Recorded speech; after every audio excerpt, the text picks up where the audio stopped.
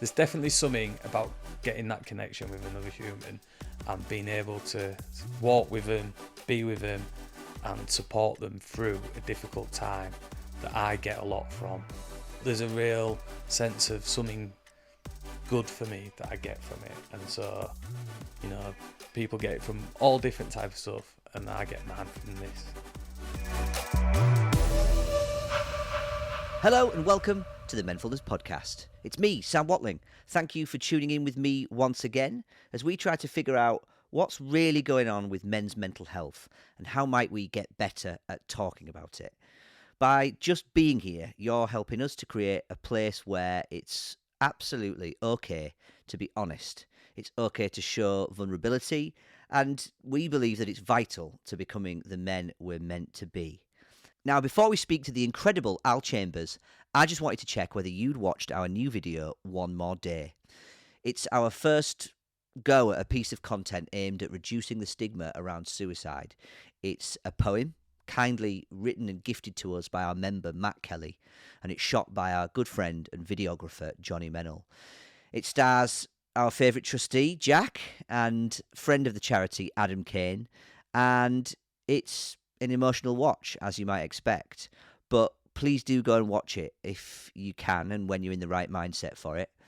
We want to thank all those who've made the video happen and everybody who sent us photographs of their loved ones so that we could honour them at the end of the video.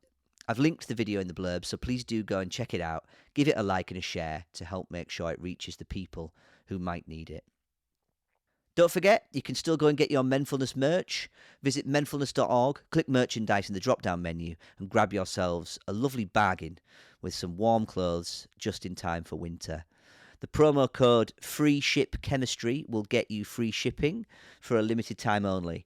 That is free ship, S-H-I-P, thank you, chemistry, all one word, capital letters, and that will get you free shipping. Now it's time to hear from Al Chambers. Al is a gym owner at Legion's Gym. He's a boxing coach, trained counsellor, husband, father of 3, and just an all-round lovely bloke. He runs our monthly boxing sessions, and I learnt a huge amount from this conversation with Al. He shares his experiences of building a business from a dream up, the importance of losing to stay humble, and how creating a community can allow you to surround yourself with people who will cheerlead you and get you where you need to be. He also talks about his experiences working on his own anxiety, processing death, and how all of these things make him the leader that he is today. I ask him some specific leadership questions towards the end too, and his answers just knocked me for 6. The whole 2 hours I just found really inspiring, and I hope you do too. So, that's enough from me. Here he is, the man himself. It's Al Chambers.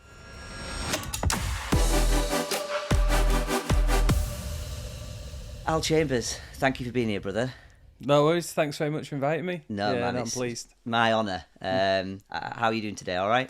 Yeah, I'm alright today. Yeah, it's been a good day, long day, but no, I'm alright. Well, good. And I'm conscious that you're doing some Menfulness stuff tomorrow because we've got the boxing club tomorrow night. You open your doors monthly to our members, and right. The feedback that we get from those lads about how much that is important to them is amazing. So just a big thank you from us on behalf of all of them as well. No problem, man. It's a pleasure. The good lads, we have a good session, and I always come away from it myself feeling better. So that's amazing. Win-win, yeah, it's good. Amazing. So we'll get into how all that came about, but before we get going, can you just give us a bit of a intro into who you are, where you're from, what you do? Yeah, of course. So I'm Al Chambers. I'm a York lad. I'm 45, married, 3 kids. I'm one of the owners and coaches at Legion's Gym, and I'm also a counsellor as well. Brilliant. And so if we start with Legions then, because you've been doing that a long time now, have you? Yeah, so the gym will be 13 years in January will be. Yeah, amazing. We've been going. So yeah. At that location in Clifton? No, we started out that's our third location. We actually started out in the old manor school. Oh yeah. We had a converted classroom in there, which is a bit of a story about how that came I about. think we used to do Crucial Crew in that building. Maybe Global, the old York Church, the church, they had it. There was a sweet factory nearby, and that's it. Man, I remember that. Yeah. So we had the old, I think it was an art classroom originally, and we were there for 6 months, and then the chance came to go to what was York Thai Boxing. The lad there, Dave Aggett, who was a big supporter of us, he decided he didn't want to be involved with the gym anymore, spoke to his landlord, and so we moved in there, and we were there for nearly 5 years. And then through our sponsor, Phil Wetton, SAY Scaffolding, he then purchased the building and asked if we'd want to fill it, the new one at Clifton Moor. Well, nearly 7 years now. So, wow. It's amazing in there. It's proper. It feels like a proper boxing club. It is. It's a great, like, the facility is class. We're very fortunate to have it. Comes with its challenges, like it is an expensive building to run for sure. Right. But yeah, it's a great place to train and a great place to coach for sure. And it looks like you've built a proper community there. Some of the photographs, some of the events, and you've got a proper ring in there, loads of bags, and has that grown over time? Have you filled that over time? Yeah, totally. It's been a journey for sure. And we've got to the point now where we have like a flourishing Thai boxing team with Dave, who I run the gym with. It's our gym. And then we brought in, when we moved to Clifton Moor, Ash Martin, who heads up the boxing. Right. And then I coach with Ash, and then I do the mental health and community stuff as well. And it's honestly, like, without being dramatic, apart from my family, it's probably the best thing I've done with my life, that gym, for sure. The people in it, close friends, probably a bit more so, and the community and the gang we have and the work we do. It is hard work and long hours and long days and massive commitments, but yeah, it's brilliant. It's worth it. Yeah, definitely. Well, especially, I mean, you've got a family, you've got 3 kids, you've got a busy life outside. That looks like it's more than just a job. We were talking before, weren't we? Some jobs are more than just a job. Yeah. So can you tell me sort of how it came about then? Were you already into boxing and kickboxing before all this? Or? Yeah, so it was me. I knew Dave through another guy called Gaz Kelly, and then me and Dave were training at another York gym, and we both left independently, and then I didn't see him for a long time, and then I found out he was training at what was York Thai Boxing. Right. So I got in touch with him about training with him again, because we were good training partners and we got on. And so I then he was like, yeah, come here. And then we were training there in the classes. Dave was coaching there and I was just training there. And Dave Aggett, who had it, was, like I say, he was a great lad, but he just didn't have the time to commit to expanding the gym. He was happy with how it was. And me and Dave were chatting, and I'm sure he always says it was my idea, but 100% it was his idea. He said, we could do a gym. Me and you could do a gym. And I said, right, and yeah, I think we could. And so he said, go home, speak to your lass, I'll speak to mine. And then we kind of spoke to him, and I suspect for a lot of the first few years, they would probably regretted saying because...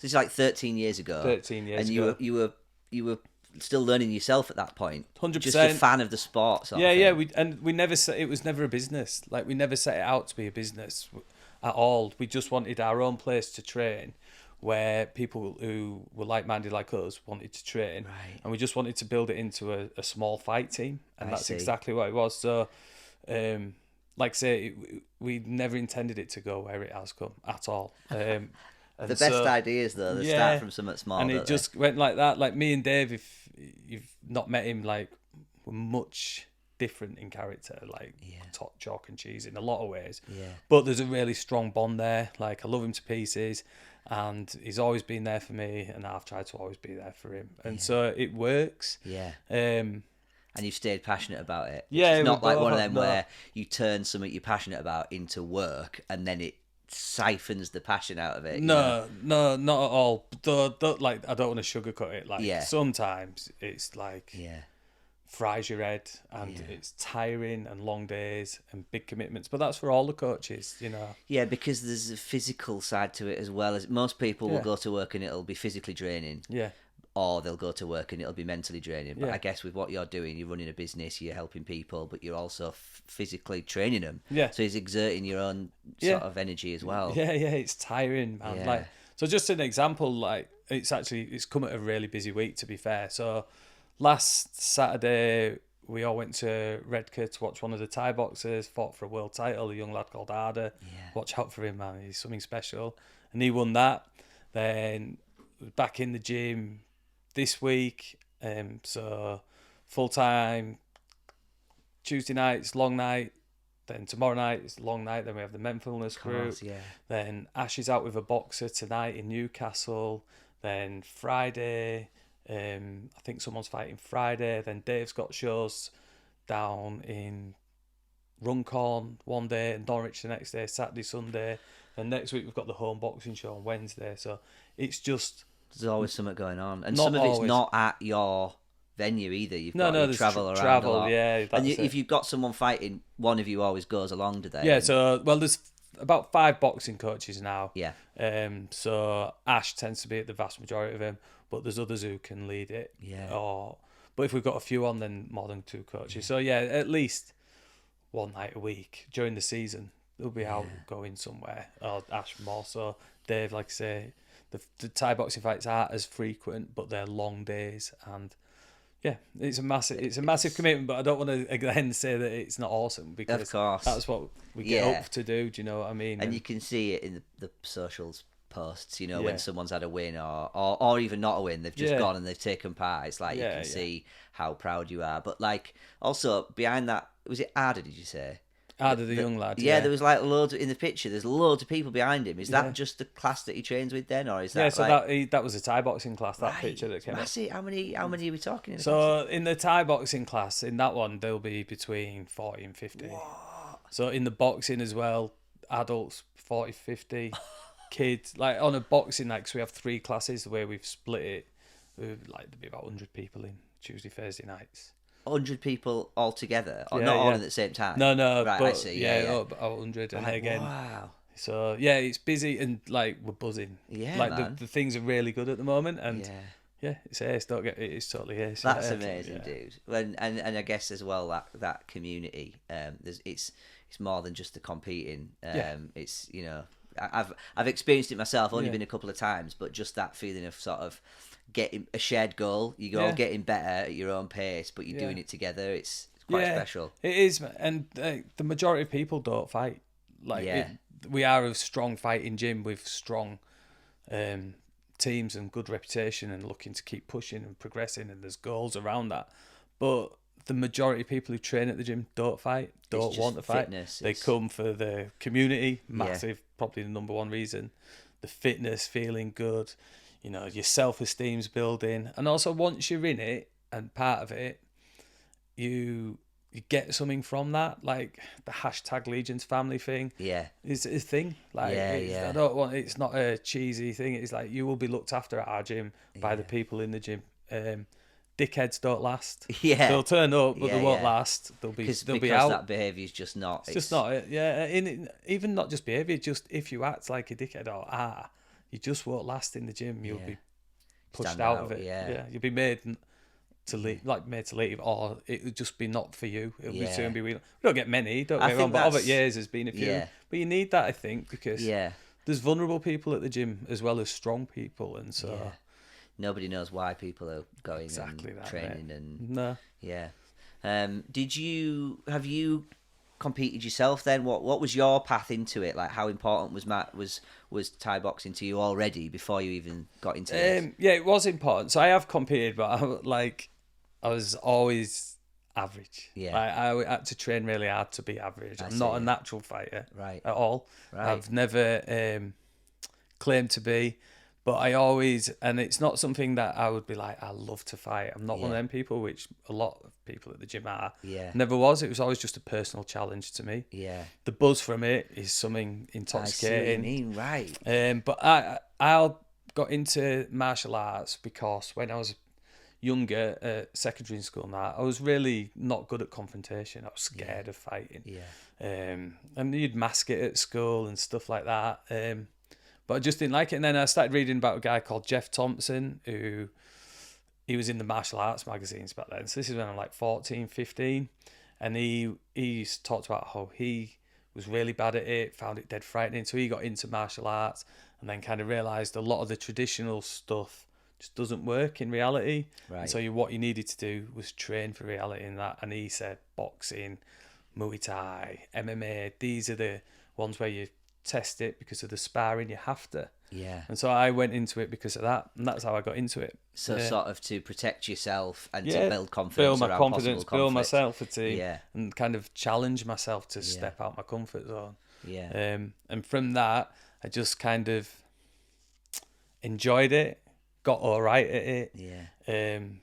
And then once started being at a level where I could help with the classes at a couple of different gyms, and then I found that I really enjoyed coaching. Right. And I would say I'm a much better coach than I ever was a fighter. That's really it fascinates me that you like you say, there's people who aren't bothered about fighting, and then there's people who really want to fight, but then there's people like you who they do it as like an internal challenge. Then it's like I might not be winning this one. Yeah. I'm not going in with that mindset. The fight is the challenge. Yeah. So I have a 50-50 record. That's so I won a few, but I also lost a few. Yeah. And I've been beat in front of my home fans. Yeah. It was horrible. Shit. Yeah, There's no getting around it. But what you got to look at is that now enables me to coach better. Yeah. So at the time, I didn't get out there going, now I'll be a good coach, because I've just been flat packed in front of everyone. Yeah. But I can look back, and I'm of an age and experience now where, life goes on after a loss. And to try and help these young lads who struggle after losses. Like, I remember once I fought for just an area title, and I got beat, I got stopped with a knee to the head, and I was like, all right, downer on myself, and I went home and I was sat in bath and my legs was battered because he'd booted my leg off. And then our lass came in, this was like on the night, and she goes, what are you doing? She goes, where is everyone? I goes, oh, they're all at pub, because I used to like get loads of support. And she goes, well, why are you saying? I was like, oh, I'm not. So they all went out after you went home. Sulking. And she was like, give me 2 paracetamol, give me a can of beer, and was basically like, just fucking go to that pub.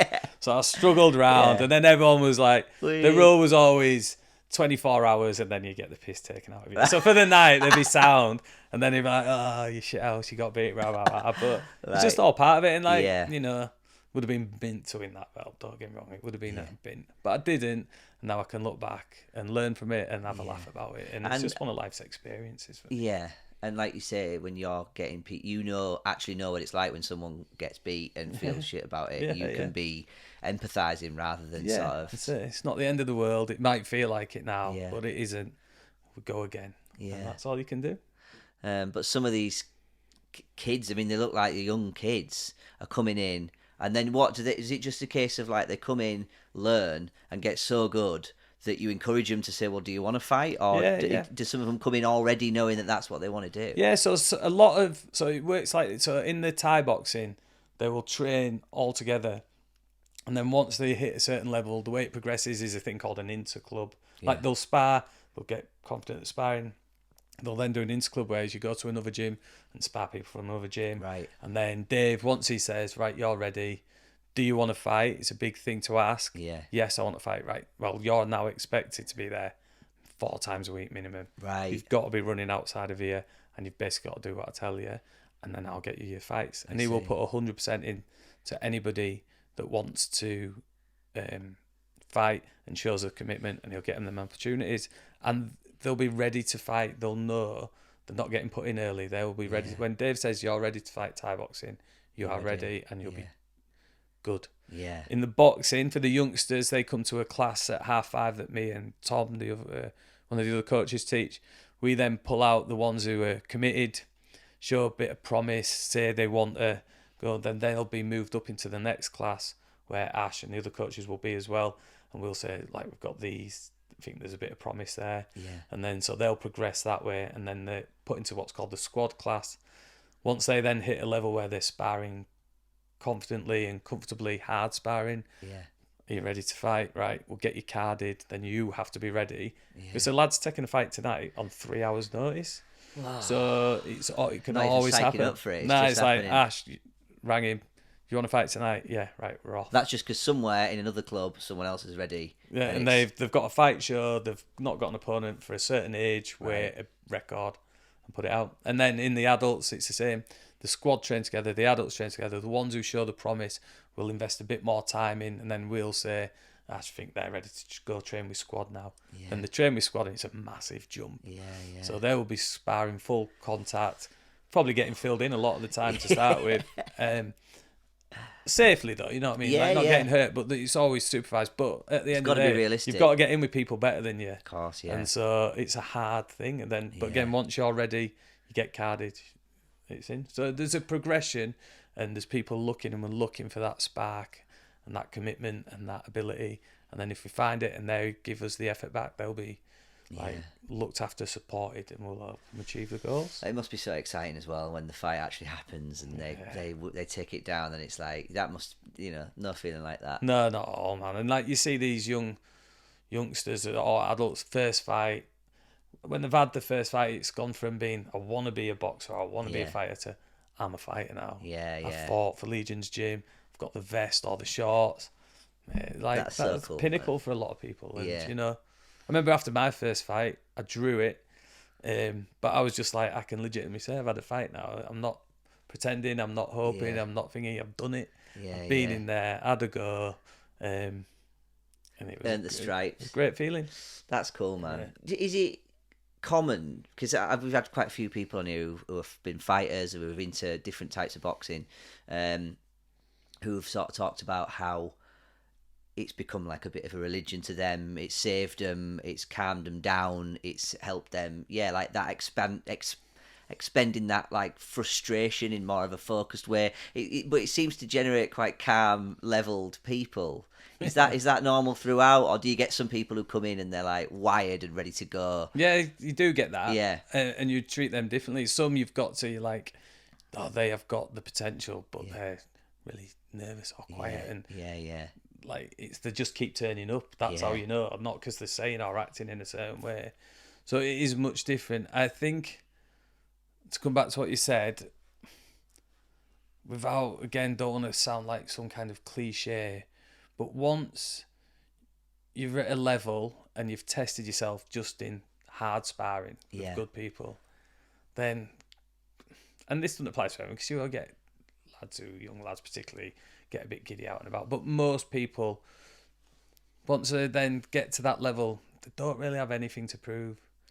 So somebody out in town, whatever, chirping, it's not really a threat. It's more of I don't need to fill you in, because I was fighting people with real ability last night, and it definitely instills a sense of self-belief. So someone taking me or mouth in don't get you, because you can bounce off you, because you're like, and know inside that I'm not what you're saying. So I don't need to react like you're trying to get me to. And again, it don't work for everyone. Like we've all, Well, when I was at school, well, in fact, it must have been college. I was going out and I was little and gobby, and I got into a few, just never a physical confrontation, but moments where I was like, I would just be floored here.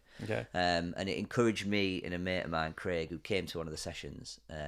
I think after doing a bit of, it was Wing Chun, but a bit of something that made me feel confident, I think I gave off less of an air of like, I don't know what I'm doing here. Whether it's like subconscious or it's in your stance or whatever it might be. I just felt like I became less of a target. And it's just interesting that, isn't it? That do you find then that people who are coming don't get into fights? You're not finding them coming in from... Not again. You've had another black eye while you've been... there's always going to be an instant. Like, they're not angels, are there? Some of these young lads, like, do they come to you troubled sometimes? Yeah, often. Yeah. I would say. But what I would... So, like, from a self-defense point of view, because I've, like, kind of been into or studied it and stuff quite a lot, is, like, from exactly what you're saying, often people who are looking to start trouble are looking for a victim. Right. And if you're giving off, just like, say, the way you stand or the way you're carrying yourself or the way your head's up and you're looking, or you're looking a bit fit, or you think... You're not a victim just by nature. You're not consciously thinking of it, but your ability and your self-esteem and your fitness, and because you know you're a capable person, just gives off that vibe. Right. So you'll be often avoided by people. Like there will be others who will be like, oh, there's a name, or he does this, or I'll try that. But overall, people who are out to cause bother are not looking for competition. No. They're looking to dominate someone. Because you never know you're picking a fight with, do you? I suppose as well. There's got to be something that makes you think, I can take this person. Yeah. Definitely. So just by nature of being physically capable is often a deterrent. Like say you would, someone comes up to you, rather than cowering and looking away, you'd probably just stand and chat because you're not even worried. And things like that. And it works for both, young lads and old lads and lasses and ladies as well. Have you got a lot of ladies who come then? Yeah, we do. What's the sort of split, would you say? Yeah, so the Thai boxing, there's the group of the Legion's ladies. I would say there's probably 10 to 15 of them. Right. Competing, probably off the top of my head, I'd say about maybe 6, 7, 8. Right, amazing. In the boxing, in the juniors, so under 16, 17s, we have probably about 8, 9, 10. That's really good. Some of the most successful boxers are females. Right. We had 2 European champions who were both girls. Unbelievable. And then seniors, not as many at the moment. We have had them in the past. Yeah. And are some people coming for self-defense then? And, you say some of them coming for fitness. Are some of them coming because of that? They want to stand better. They want to know how to look after themselves. Yeah, I think so. I think there's definitely a case of you've probably seen it or heard it or thought it yourself. Is you watch boxing, or like, do you know the Tyson Fury thing's big at the moment, isn't it? You watch that and then you're like, I maybe fancy got that. I'd like to be able to throw a bit of punch. It'd give me a bit of confidence. You get a lot of it with parents are like, oh, my lad, bit of interest. I'd like to get him into a bit of boxing, or I'd like to get my daughter into a bit of boxing or martial arts, just so they can look after themselves. And and it's not a misconception at all, but there's an idea that you send them to a boxing club and it'll turn them around. And it does. Not always, not always for sure. But they get that community along with it, don't they? As well as the skill. Totally. So, people definitely come for that as much as they want to get fit. As much as they want to compete eventually. So, and what about the young ones then? How young have you got people training them? So the little kids boxing is for 5 to 8 year olds. It's only half an hour. It's absolute chaos. Is it? Honestly. Like Ashby was laughing the other day. It was 4, but like they just, I don't even think they're at boxing. That's and wild. you often get particularly dads. It's like, he's always been well into boxing, and then there's a kid this big who likes Paw Patrol, and you're like, you don't like boxing. You want him to like boxing. Yeah. You want him to beat next world champ. Just wait until they're a bit older. Just give him a bit of time. But you do get others, like there's little uns who like they love it and they love throwing the shots and stuff. So, and in the Thai boxing, 5 or 6 year old. That's amazing. That's so cool. That must be so cute with little tiny gloves on. Yeah, it is. Well, for a bit, and then 2 minutes in, you're like, stand up, stop rolling. I can't imagine that. It must be chaotic. So if we can talk about the counselling, you mentioned the counselling as well, and I think that obviously that's your the way you come across, the way that you talk to our lads. I could already tell that was a natural progression, but this has been quite a recent thing, has it? In addition, are you happy to talk about how that came about? How those two things link together so well? It was actually a bit of a glib throwaway. Bit of a glib throwaway comment. So I used to train someone who every Monday would be on a downer, hit the sesh too much at the weekend, consistently for about 8-9 months. And every Monday I used to train on a Monday morning, turn up on a right downer. We just chat, hit a bit of pads, not doing much. And then one day he said to me, he goes, Al, you should be a counsellor. And I said, I honestly said this. I went, mate, I might do. You'd have to pay me more, wouldn't you? Or something just like that, just to try and be funny. And it kind of just stuck. I maybe could be a counsellor, I do find that I can chat to people all right. I'm not worried about chatting to people about different topics. Maybe. So anyway, I had a look at courses, and there was a level to the basic entry course at York College. Right. Spoke to our lass and said, I think I might do this. She was like, yeah, good. It's a 3-month course. So I signed up for it and I did it, and I really enjoyed it. But if I'm honest, I didn't jump straight in and say I'd be a counsellor. I wasn't like, this is it, this is what I want to do. Yeah. It just seemed too long a process. Right. And I was like, it'll take too long. I can't commit to it. I've got the gym, I've got my youngsters, like our Bertie would have been maybe 2 or something there too. Yeah. I was like, and that's how I kind of put it on the back burner. Yeah. But I couldn't but I couldn't, like, it was done then. It was got in the me. bug then. I couldn't get past it really. And so it'd been about 3, I could have gone straight on to the level 3. But then after about 3 months, I was like, you know what? I feel there's something pulling me towards it. Yeah. I'm going to do it. Again, Bryony, she was dead spot. She's like, yeah, do it. So I booked on the level 3, which is a 6 months it was. And then past that, and then the level 4, so when you can then practice, is another 2 years.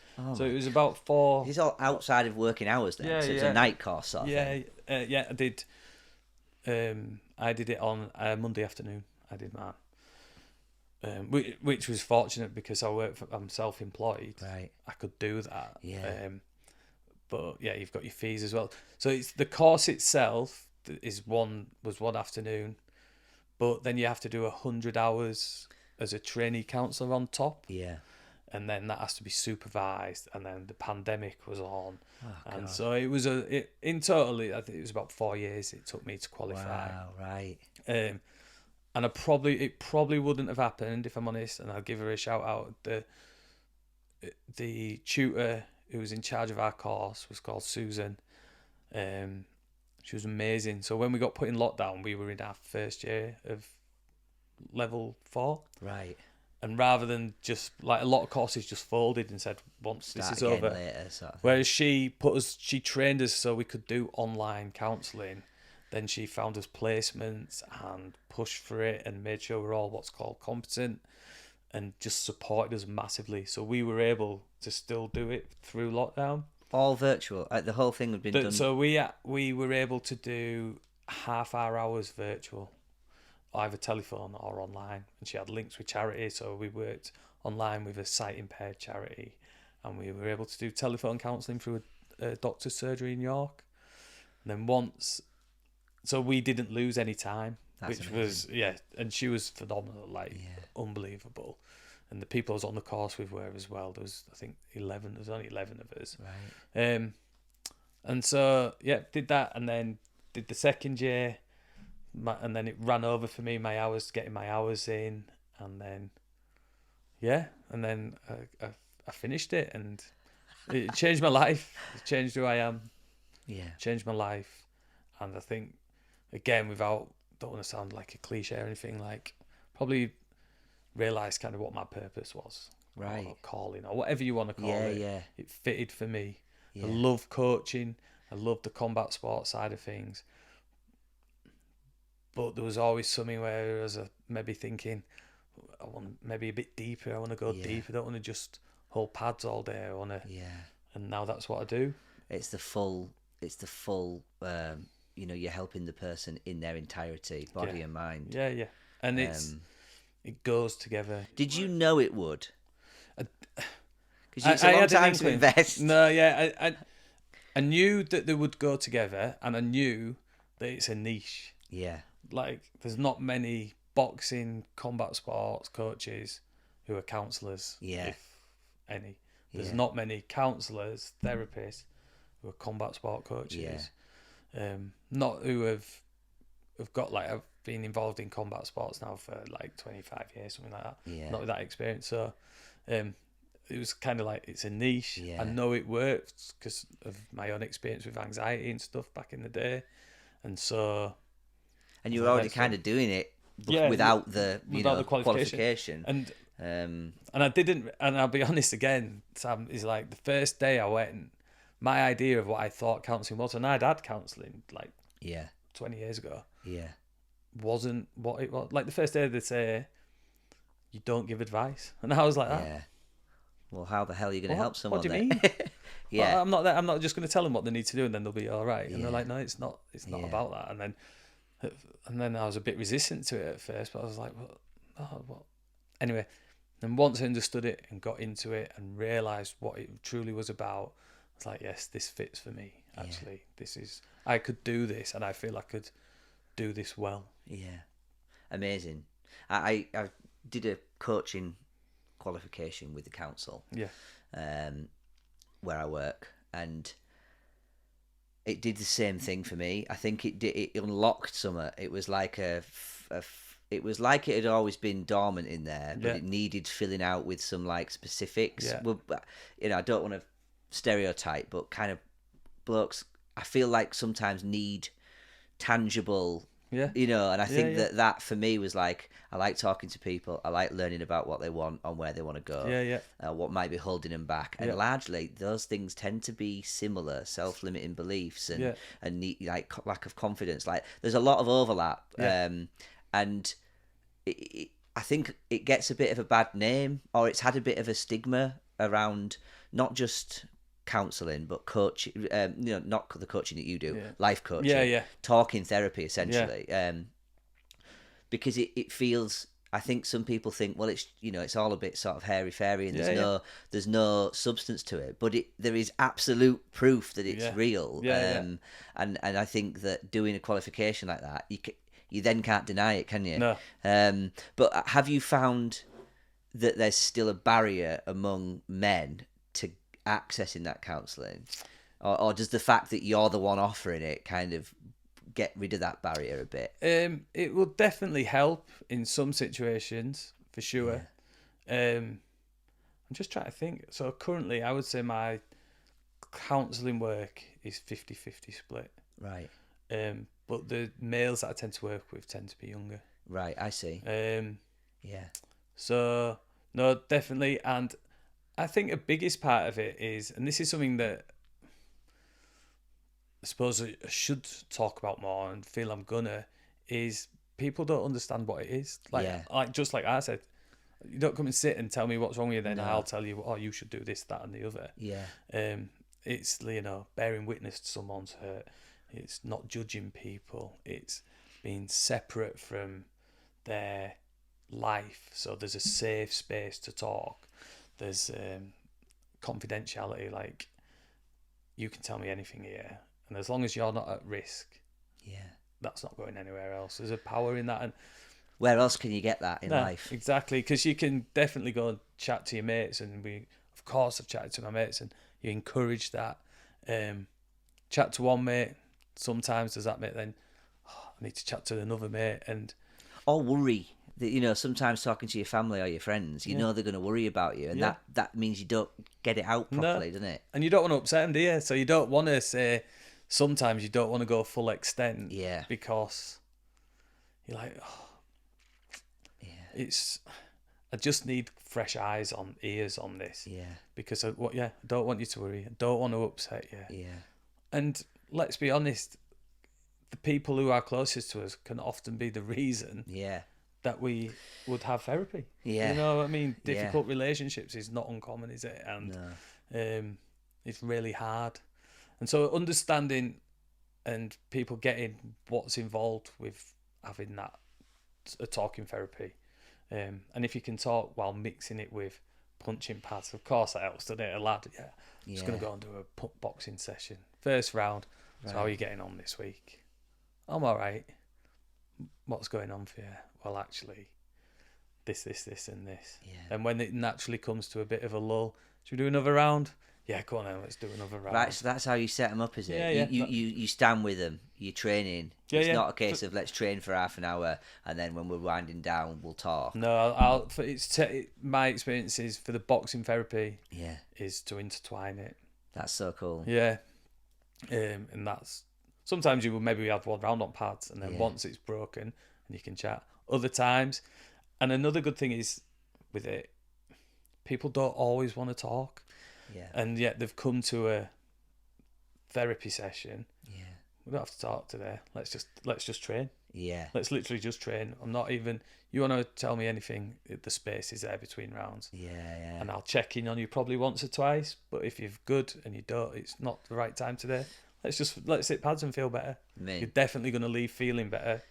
And they know it. They can. Like some lads have come to our events and not said out. Yeah. Or they've sat in the WhatsApp group and not said out. Yeah. But they've later then said, "I knew I could." Yeah. Sometimes it's knowing that it's there is enough. Yeah. Yeah, that's amazing. How do you, when it is such uncharted territory? How do you know? How is it just like, oh, this feels right now? I'll do. It must be. Yeah, I think it's a part of that. Like there's clear, not rules, but there's clear good codes of ethical practice that you need to follow for sure. Yeah. But a lot of it is getting other people, is to go on your instinct. Yeah. You've got to trust it. Yeah. And sometimes let me think of a good example. So someone came in and they'd messaged about the gym. It wasn't a therapy session. It was before I was qualified. It was just coming to when I was end, and they came in and the way they'd questioned about they wanted to train, and I think there was an allusion, alluded a bit to anxiety, but nothing major. Yeah. Came in first session very quiet, and it was just, I could just feel it inside that there was something here going on. Yeah. And I was probing gently and asking, but nothing was coming back. Yeah. So I didn't want to push or anything like that, but it just didn't sit quite right. And then I knew that they hadn't come just to box. I could just tell, I just knew inside. But I couldn't get anything from it. So I just had to leave it, right, see it. Anyway, the next week came in completely different. Basically just sat down and broke down. Boom. And then what they were originally coming just came out from there. But this was before you knew what to do about that. You were just... No, yeah, it was kind of like... I'd done, I think, my level 3. It was between that, but I wasn't qualified. And then it was just like... And people... most people will have that. Yeah. Will know that something, but often ignore it or don't trust it or are worried to say something. But if you think really... you're going to set someone off, or it's I don't want to upset them further, so I'll crack a joke or distract, don't they? But I'd really implore people to trust that instinct, because if you can check in and say, and if they don't want it, they won't. Yeah. But trust it, and the more you do it and the more you work with people and the more one-to-one you get and the experience you get, you learn to trust it more, because you just experience, innit? Like anything you do, the more you do something, the better you get at it, for sure. And I think as well, it's such a privilege when people share with you that if it very quickly becomes like something that you want to do more. It's not, I think that's another misconception when people say, oh, I don't want to burden them. Don't get me wrong, that gets complicated when it comes to family and stuff like that, but around mates, usually it's a lot more interesting to talk about what's actually going on in your life than to talk about what's on telly. Or, it very quickly becomes hard to go back to small talk, doesn't it? Of course it does, And so have you found that then? So now you're not just Al, coach and leader, you're now sort of taking more of a mentoring role. Everybody knows you offer this now. Is it something that people are sort of encouraged to take part in, or are you just sort of letting people know you're there? Or it is become more of a thing for sure, and it's all not even, well, sometimes a jokey way, like go and speak to Al. So they'll go to another coach, or you probably should go and speak to Al about that. But it's a role that I've kind of embraced, really. I know it's one of my strengths. And I don't want that to come over like I'm arrogant. I just know that I can usually build an alright relationship with people, and I can be trusted, really. And so finding that means that I do, and I will signpost myself for that, and I'm better now at you've got to I've got to safeguard that. I've got to boundary that and stuff. Which isn't always easy, particularly if it's outside of the therapy. It's someone at the gym, say, who comes and tells me something, and I'm like, right, what do I do with this? And it can be difficult, but no, overall, and this is something I was thinking about when I was thinking about coming on, is it's hard to say. It's not something I enjoy, because I don't enjoy listening to people who are struggling. Yeah. There's not an enjoyment from that, but there is definitely there's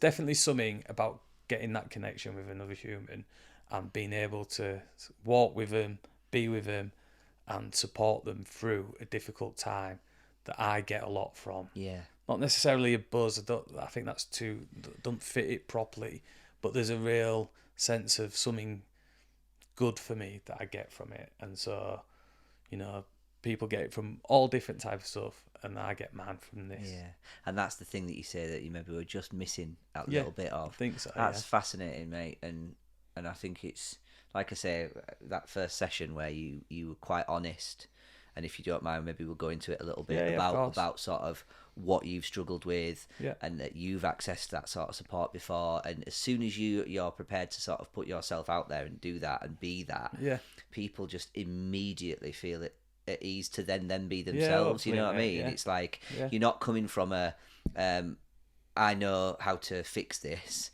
You're coming from a I know how it feels to struggle. What can we, it's such a different, when you say I'm not arrogant, it's like that comes out of you, mate. You can tell. So are you happy then, to tell us a bit about what you've been through and what led to the counselling and what have you? Yeah, of course, no problem. So it's like I'm 45 now, so I class myself as. Do you know what? I'll tell you this. Like, I was 45 and I was listening to some podcast, I think it was, and they said the person who was 45 who was on it, and they said, if my life was a day, I'd have already had lunch. Right? and I was like, oh fuck. Yeah, man, that's is probably right. Yeah. And I was like, that means I've only got tea left. But it made me a bit hyper. It made me aware that I am, I'm not a young lad anymore. You're not a spring chicken. I'm not. I'm a middle-aged man, aren't I, at the end of the day? Let's face it, you probably work out and do a lot more. I've always looked younger. Like, I got ID till I was 26. Yeah. But at the end of the day, I am 45. And I think that has helped getting into this. I've had an experience of life. I've got a family, been through stuff. And that helps with that self-assurance of putting yourself out there. At the end of the day, the older you get, the less you care about what other people think, don't you? So what happened for me was, and I vividly remember it, I went to pick up my ex-girlfriend from the old Norwich Union building, and I was stood in the doorway waiting, and suddenly my chest went really funny, and I felt as though I was dizzy. It was like derealisation, it's called. But I didn't know that. It just didn't feel right. It felt really edgy. And so we walked into town and I just couldn't settle. Had a couple of drinks, try and ease it. That didn't work. And then that started what basically went into 4 years of pretty chronic anxiety. Right. And I just didn't know what it was. How old were you at that point? About 22 it was. Yeah. Didn't know what it was. Kind of would come in waves, up and down. Certain days I'd be all right, but a lot of the time I wasn't. Yeah. It would be there, be in my head, and it was really difficult. I genuinely thought I was like losing my mind. Right. I thought something's not right here. Something's going on. Yeah. And that went on. Then I moved away. And I got on with my life, and I was coping, like I was managing day to day.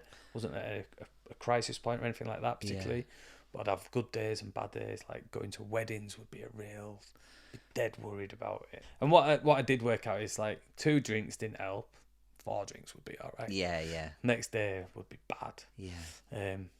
Exercise would be all right if I missed a couple of days, or I wasn't looking after myself, or I was getting stressed about work or money or things like that. It would get much worse. And it kind of understanding, but I still didn't have a proper understanding. And then anyway, after 4 years, it came to a really bad point where I was with Brian, who's my current wife, but we weren't living together. I worked at Royal Mail on nights, and I went home and I was just so anxious. I was convinced if I fell asleep, I'd be dead. Like, just illogical, irrational. And so she used to walk past, and I said, "Oh, can you just come and sit while I get to sleep, because I'm not right. I genuinely feel like that." And I knew logically I wasn't going to die, Yeah. but it didn't feel like that. It felt like I was at breaking point with physically, and it was awful. So she came, she sat with me, chatted to me, it eased off a bit, I fell asleep. And then she came back with a book about anxiety, and I booked a course of 6 sessions of counselling. Just went in Yellow Pages and booked the nearest one that I could get in. Didn't tell anyone. Like, there was a real... I felt that I couldn't tell anyone about it. Okay. I then went to these 6 sessions of counselling, and they were significantly helpful, along with reading the book. Right. Okay. And the reasons were, and it'll sound like there was a real... I did that and did this and then it was sorted. And it wasn't like that, but it massively helped. Was I found out why I had anxiety, Right. and the reason why I would never have twigged. I found out kind of what caused it, and then we worked on some like interventions to help it, and I'm happy to talk about them as well. Mixed with, right, this is anxiety, it's not going to kill me, it's manageable, what helps it, and then once I worked out the things that helped it as well, been pretty sound since, really. Odd days, or particularly if you've had a heavy night the night before, which I've had, you can struggle, but overall they were the main things that got me through it, really. Yeah. See, so it was the understanding of it was a major part of getting to grips with it. Yeah. So spent quite a lot of years having these physical manifestations of it, but just not knowing what to do with it, just pushing it down, trying to just deny it, drinking through it. I massively recognise that sort of like, it's like Dutch courage for me, because it's mostly social scenarios. They're usually scenarios where you'd have a drink anyway, so those things worked. But you were getting it on like a Tuesday morning before work, so it wasn't just about social situations or... No. The reason it transpired that I was getting anxiety, and it took about maybe like 3 to 4 sessions of chatting through stuff, was, so I'm what's called a lone twin. Right. So basically my twin brother, identical twin brother, died the day after we were born. Okay. And I don't remember being told that, but I've always known it. So I would have been told, but I don't remember the time. So when you're little and you're told, oh, I don't want to, you worry about dying, you're told that, you tell your kids, don't worry, you'll live, you won't die till you're old, and then you'll go to heaven. Where on a level I knew that wasn't true, because I knew my brother had died. So it kind of fed into me that I don't, like, I can't say that I consciously knew this or recognized this, but I would worry that I would lose people, and it kind of fed into this fear of death and fear of losing people, because I didn't have that, don't worry, when you're old you die. I knew it, that's not necessarily going to happen. And so I had a big fear of missing out. I would not like people would invite me out, I'd want to go, and it just, I must have had that for that long, that it then just broke out into this anxiety at a certain age for whatever triggered it. I'm not sure what it was. Is maybe a health scare of my mum or something like that, and that transpired it. So once I understood that, and I vividly remember the exercise, the counsellor's like, this will be uncomfortable, Al. Who's the closest person you to? So I remember my family. What would happen if they died today? Well, this and that. Well, but what would happen? You would be so sad. You'd be distraught. Would you die? No, you wouldn't. Would everyone else? No, they wouldn't. And we talked through how I would cope if someone really close to me died. And it was like, it would be painful, it would be sad, it would be very hard, it would not be, and we're not wishing it, but you would cope, you would get through that.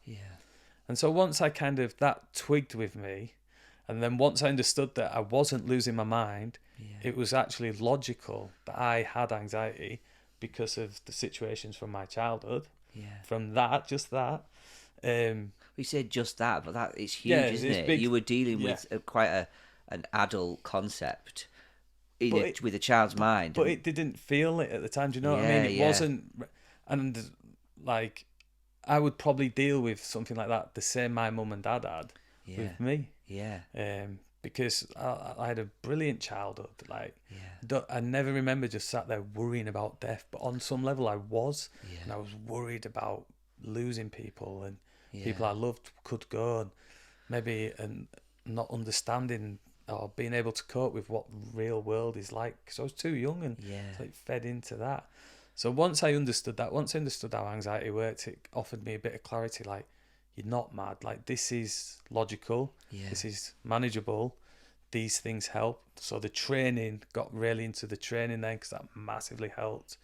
And so from there, I've been able to get through it and kind of progress and almost flourish from there. Yeah.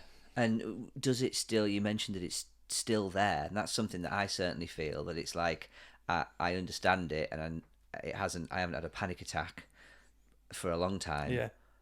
But it's still part of who I am. There's an acceptance there that it's Yeah. not about sort of defeating it, it's more about understanding it. Yeah. Very rare, if I'm honest now. Yeah. So and not for a lot of years. Like I say, probably the only time is if I'm hungover. Yeah. Which Right. is pretty common occurrence, Yeah. isn't it, for a lot of people? Yeah. And then I know I'll just get my fluids down me, do something, Yeah. it'll be all right. But it's never bad. It's all like, oh, I just feel a bit edgy today. Yeah, yeah. It's got on that, but I've never. That's amazing. From there, I've really been okay. Yeah, I really have. Yeah. And thank you for telling me. Like, all right. I'm sorry for your loss. Like, that's such a complicated loss to even get your head round, Yeah, isn't it? yeah. That you've lost someone so close to you, Yeah. but that you never knew. And I guess it's some of what it sounds like you went through was like doing the work of parenting yourself, almost like supporting yourself through the understanding of what that death meant to you. And I think it would. And my mum and like I say, my mum and dad really were there to chat, and we would, like, every year we still go to the crematorium, and maybe go for lunch after, and we chat about Paul, brother, and I'm happy to do that. I explain it to my kids, and they come with us, and it's not a hidden thing. It's not something we've not acknowledged or anything like that.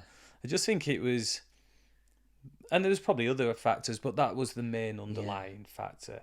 And it probably wasn't as much, it was that he died. It was, I was worried that other people, constantly worried about other people on some level, not really recognising it. It's not always conscious. I never sat at home going, oh, my mum and dad are going to come back tonight. But on some level, I must have been. I mean, that speaks volumes about the type of counsellor you had, that they were able to like help you identify that. Yeah. Because as an adult, not knowing what it is that's bringing on these feelings, it must be so complicated. And how many people are out there not understanding why they feel the way they do. Yeah. And because of that, where do you even start trying to sort it out? How scary is that? There was a fear around losing which would then feed into anxiety. Yeah. Because you're like, well, what's up with me? Why am I like this? Why is my head like this? Am I losing it? Am I gonna lose my mind completely? Like, there's a bit of shame around it, isn't there? You don't want to admit that. No, I didn't tell anyone. I didn't tell anyone for only Bryony knew for I would say 2 years. Wow. So it becomes quite lonely as well, doesn't it? Is that you feel like you're going through this, and the world doesn't realise, and they're just getting on with their lives, and what about me, sort of thing. You picked up the phone though, and you booked some sessions, and like that's a lot of blokes, a lot of people generally, but blokes in particular, they get to crisis way before they'll pick up the phone. Yeah. Have you always been sort of supported to talk about who you are? Have you always had the words to say what you've got going on with you? Yeah, I think so. Like, I would always, I don't know if I didn't tell my mum and dad because maybe it was a case of I didn't want them to worry, and also it's a case of I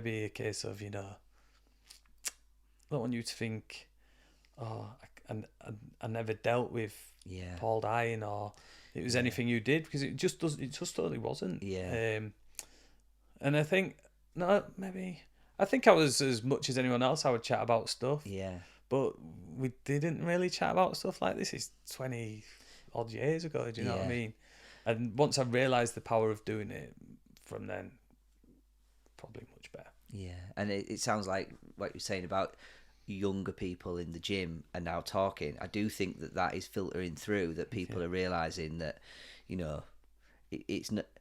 It was never that I couldn't say to my mum and dad how I felt. Yeah.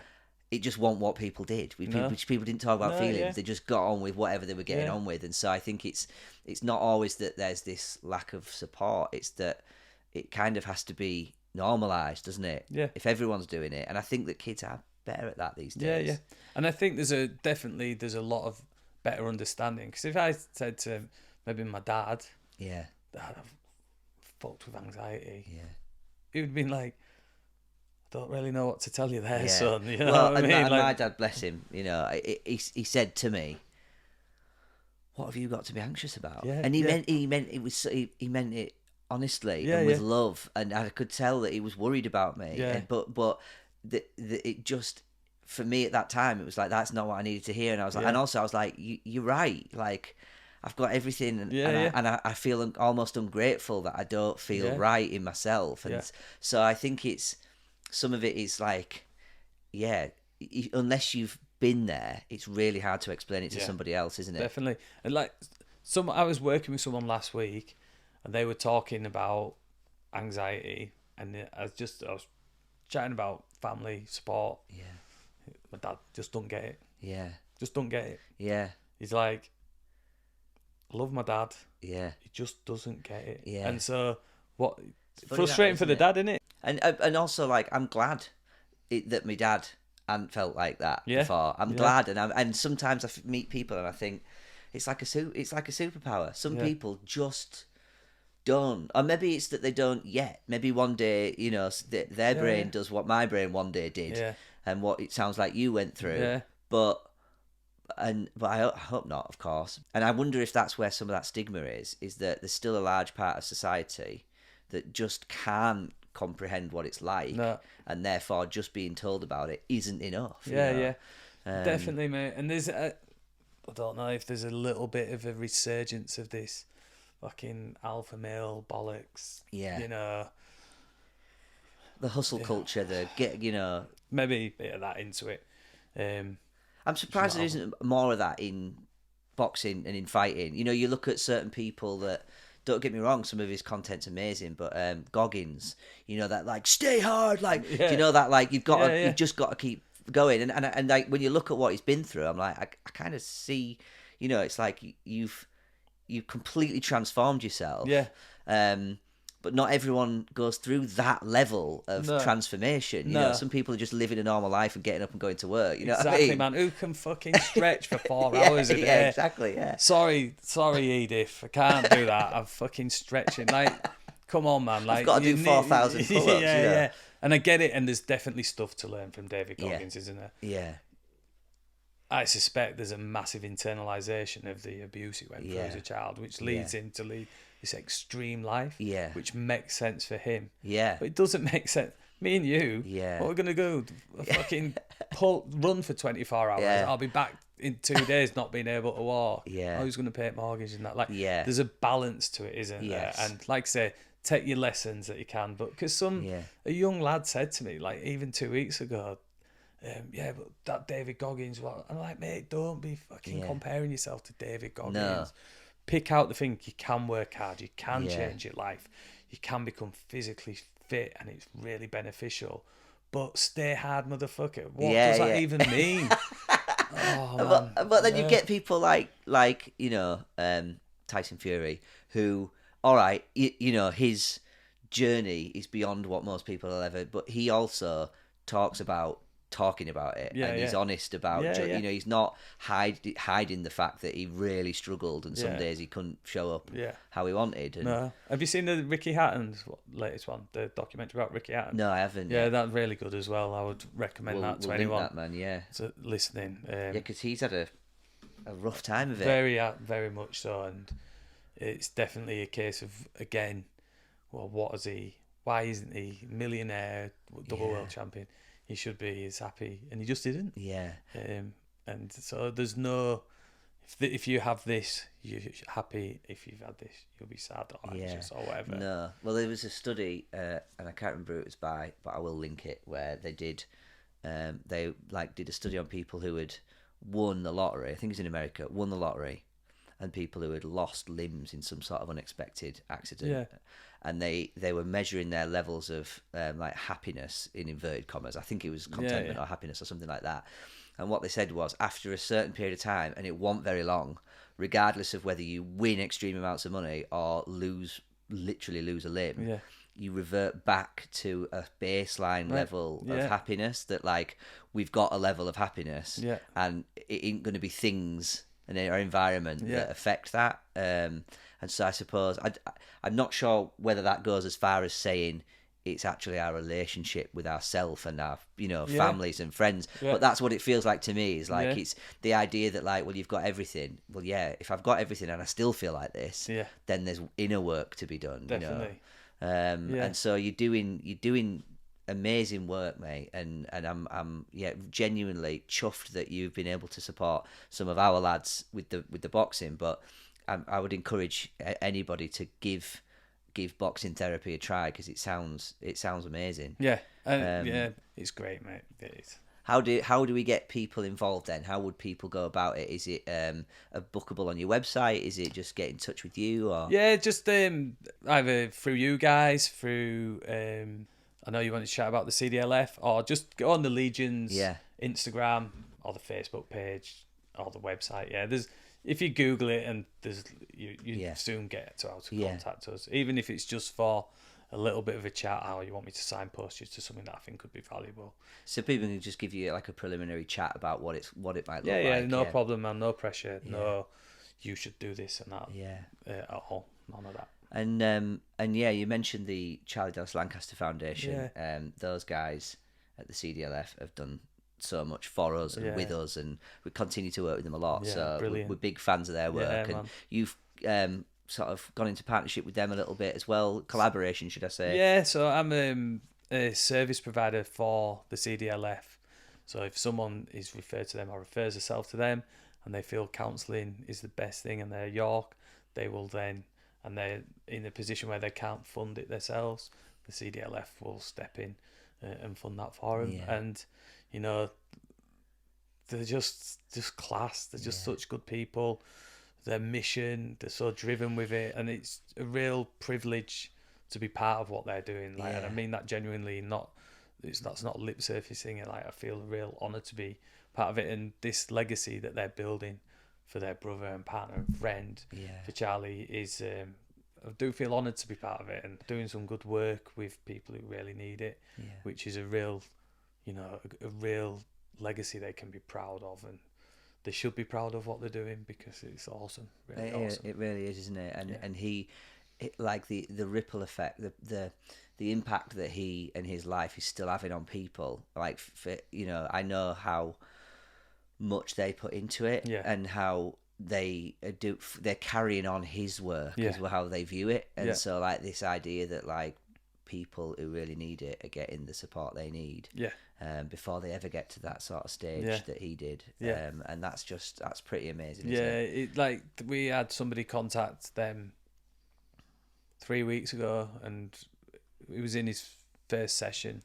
within 36 hours, which you can't get on the NHS. And, so them being able to do that is brilliant. How are you finding that then? Because are you sometimes getting people who just want the therapy? Are you doing non-boxing therapy? I can. I've got a counselling room.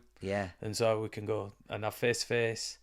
Walk and talk, walking therapy. Brilliant. Or boxing therapy, any of them. That's and it's awesome. Probably a pretty even split, really. You're managing your time all right then, because I don't know how you do it, man. Mate, Three kids. I've got any time, and I've got one child. It's highly structured, mate. I don't have, and that I'll probably bring that up at some point. Time wise, it's challenging. Okay, sure. Well, I definitely want to talk to you about that as well, because that's some of that I do. Spinning plates is has its own challenges, doesn't it? Yeah, of course. But so I guess what I wanted to just say was that we've had this incredible partnership with Serendipity, and that that's blokes in York can access support in a similar way with the CDLF support. It's for anyone, is it? Yeah. Yeah, it is. And I think that's kind of why they came to me, just because of your mandate is males over 18. Yeah, absolutely, and then so females, and works with somebody under 18 as well can do that. All right, so you can counsel. How young can you go then? For me, probably wouldn't go below 14. Yeah. So young people rather than young children, I wouldn't be able to. Yeah, but definitely some young people. Yeah. And I think that's, it's so important that we've all seen the state of the waiting lists, and when people do get to crisis, we know what happens. So a lot of what we're trying to do is preventative. We are trying to catch people before they get to that stage. We're offering sort of people who might want to jump a hurdle or explore a part of their life. We're not crisis support. No, But if we can normalise it and offer it to as many people as we can, and get it at an affordable rate, early enough in someone's experience, it might just offer that like you and I have got support before we ever got down that road. Yeah, definitely, man. And I think the biggest thing, and particularly what you guys are doing, which is offering a community. Yeah. And that's what people need. Yeah. Because we're built to be in communities. Yeah. And if you're not in one, it's very hard. So you've got this supportive community going, that then people can bring up these issues. And part of the thing that they can get from it is being part of a community will ease it straight away. Yeah. But understanding other people are going through the same thing, and then maybe just having a word with someone saying, I'm actually struggling a little bit with this. Oh, well, I can actually help you with that. Or if it gets to the point where they need professional support, you can do that as well. And so it's a real thing, man. It's a real making a proper difference. And so it feels necessary, doesn't it? Yeah. And I think as well, when I did try and talk, I didn't know how to say it.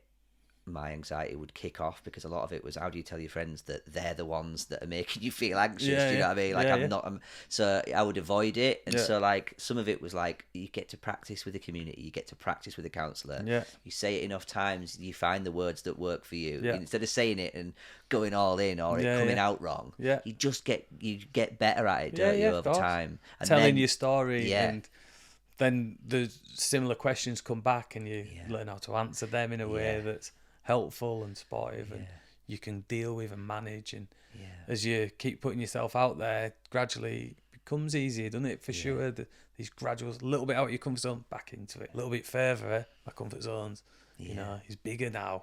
That's then little steps over time could take you wherever you hopefully need to go or want to go. Yeah, man, amazing. Thank you. So we talked a little about. Well, why don't we talk now quickly about the... I've seen that there's quite a lot of content coming out at the moment from your Instagram. So you're creating content. You've got a bit of a partnership with somebody else, I see, with Headstrong. Can you tell us a little bit about what that is? Yeah, so, and it ties into the time thing. I don't want to go dead long. So time-wise, I'm struggling. Like you say, 3 kids, working 6 days a week. I've got to really protect boundary in my free time, Saturday afternoon, Sundays. Yeah. Both my boys are playing football a lot, in gymnastics. We're always doing something. Yeah. We're in the gym 2 nights a week, then fights and stuff as well. So I'm just under or at capacity for one-to-one work, really, if I'm honest. I've got to protect a few spare spots in case the CDLF stuff comes through and stuff. Yeah. But and it works okay. But and it's as practical thing as anything online. Looking to go online. So Tom Davis is absolutely mint at the fitness and programming, and you know he loves all that. He's a CrossFit athlete, he loves training, does all these little mad challenges and stuff like that. He's well into that. My thing, like we've chatted about, is chatting to people and building it. Yeah. So we've just thought we'll give it a whirl. We'll try it. So a lot of the content is about how we're offering an online program which involves your training, programming, and then your mental health support, programming with Tom, support with me. Right. And you speak to one of us every other week, and it just rolls on monthly. Tom will program your fitness to your goals, whatever it is, and then I'll chat to you And then if we need to do like interventions or journaling or strategies, or if it's just a case of you just needed someone to pepper a message every couple of days. So there's no fixed style to it. Some people might be WhatsApp, some people it's sit down and have a conversation. Yeah, it's not therapy. Yeah. But it's like the insights I've got from being a counsellor and a coach, I can apply to people. And so I'll be honest, we're looking for to be time that can work with more people time. And again, sound like you'll know, like it's hopefully an additional income stream I can add, because absolutely, I think times are tough out there at the moment. Yeah, the cost of living is a thing for sure. And so we thought, right, well, let's give it a go and see what happens. Yeah.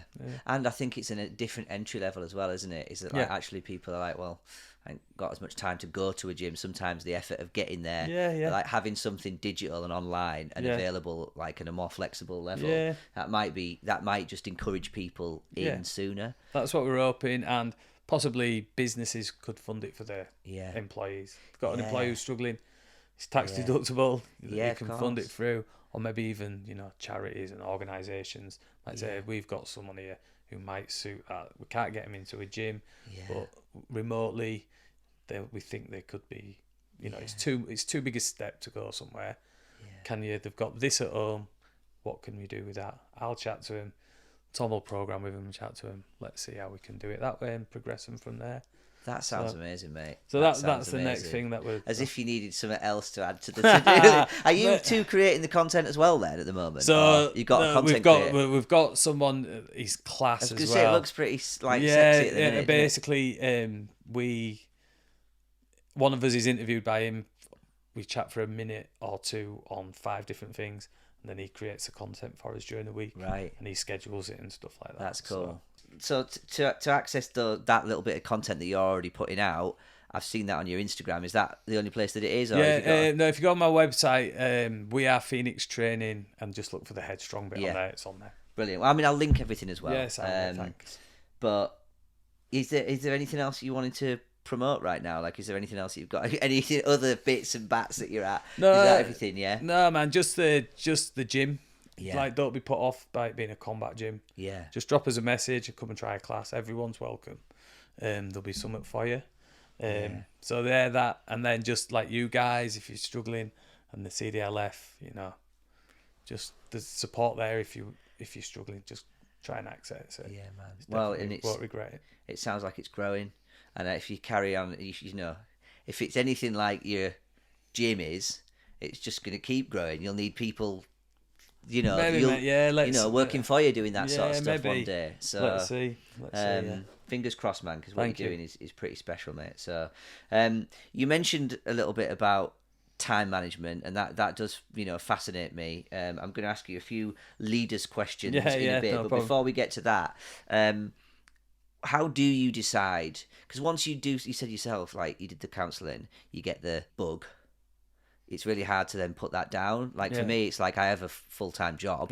But then I started with Menfulness, and I recognised that there was gaps that needed filling and things that could be done. And before you know it, I'm doing 40 hours a month. And so, how do you decide where to put those boundaries? How is it with your family? Are you finding that you're having to sort of eat into time with your partner to get shit done? Yeah, it is hard, and it can be a right bone of contention. Yeah. Very lucky in that ever since we started the gym, Bryony's been supportive. Yeah. It must frustrate the shit out of her sometimes. Of course it must. Where I'm like, so I one night off this week, but I'm off to do this. Yeah. But I've become better at it. So I have, the way we work it is we both have pretty defined roles, as in, Bryony does drop off, I do collection. Each night, our kids do something pretty much 6 days a week, but we each know what one of us is doing. We're dead lucky in that family support. My mum, Bryony's mum, and they look. Well, they say my mum loves being part of the footy and stuff, so she takes Bertie to his footy one night, and so we're very fortunate about that. And then I set my boundary. I finish at 1:30 on a Saturday, and then it's family time Saturday, Sundays. even though it is basically watching kids play footy. Yeah. But that's what I love to do. Yeah. And so I'm pretty strict with it. If it's something very important, we'll work it out. Yeah. And it's something I'd like to reduce my time commutes. I don't really want to be working 6 days a week. Yeah. 40, 50 hours. Like, because you're gonna leave something in the tank for when that Sunday comes around. Yeah, and I'll be honest, that's one of the reasons we want to do maybe an online. If we could have a day at home working online, would be great. Yeah. But that's how we kind of make it work, and it isn't ideal for sure.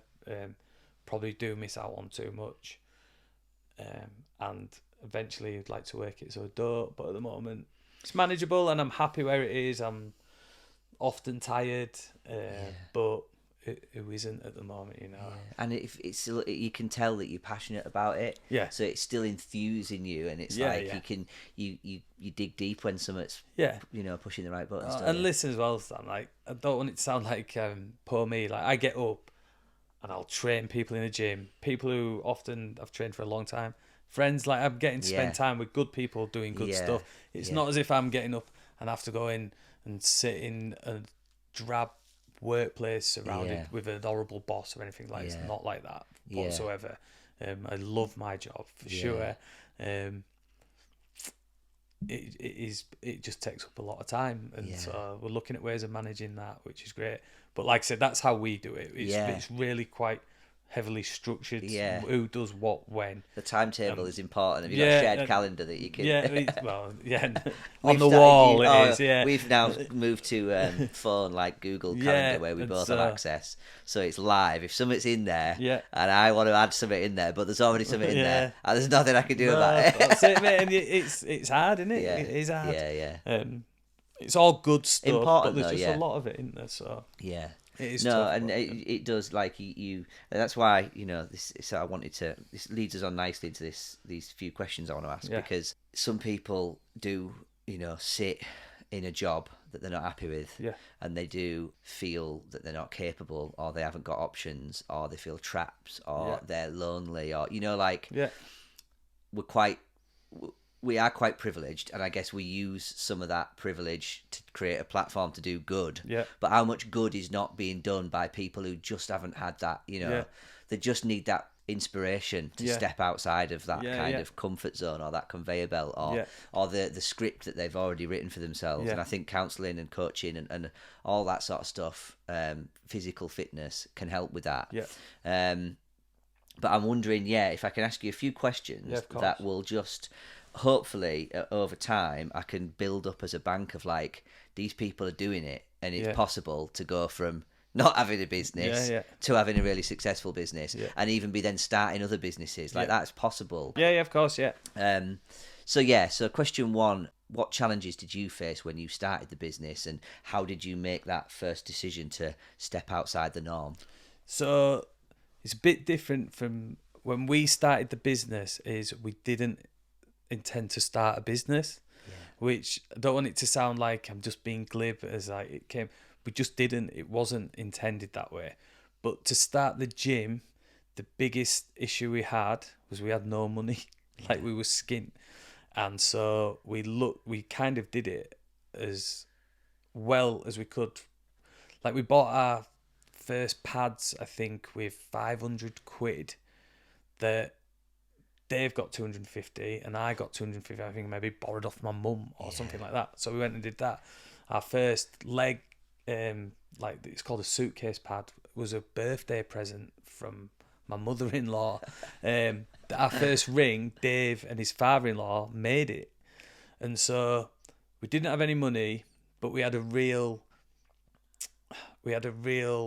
passion for what we wanted to do. And we didn't have anyone telling us how we should do it. And Dave was mega driven with it. Like, he's hyper obsessive about stuff, which he'll happily admit. So he just kind of pulled me along with it. And so, it was in no way that intended to be a business. But once we got it going and the opportunities came, we pushed it. We didn't sit back and think, oh, we've made it now. And we're still pushing to get where we have ideas of where we want our fighters to be. Ash has his idea of we want I run stable of pro boxers. Dave wants the guys in one championship, and I want all of that for all these people mixed with to be a really recognised community hub for people who maybe can't access stuff. So, when the opportunities have come to progress, we've taken them and we've worked hard, and we do work hard to achieve it. So things can be overdone. Just have to take time, try not to rush it. Like, it's 13 years for us, which is a long time. Yeah. But also not giving up. Like, no, not never, like I'm not done yet. Like, no, no. We're still striving for these other things. So in a bit of money would be nice, for sure. It's inspiring to hear it, man, because what it says to me is start with something you're passionate about. Yeah. Don't assume you're going to be like making loads of money overnight. No, yeah. But if you're passionate about something, then start small, and when the doors open, walk through them. Yeah, and it might be, so in the example of the gym, we don't really get a wage. Like, we only first got a wage about 2 years ago. Wow. And we get a small wage now. Yeah. And it wouldn't be enough to support anybody. But the gym means we can work one-to-one and earn a wage, and an all right wage. Do you know what I mean? So it doesn't have to be the business. Go for it, and opportunities will come up, and recognise them and try and adapt to them. Yeah. And don't say, oh, well, I'm only one. If we'd have just said we're just going to do this till we earn money through the gym, we just never would have happened.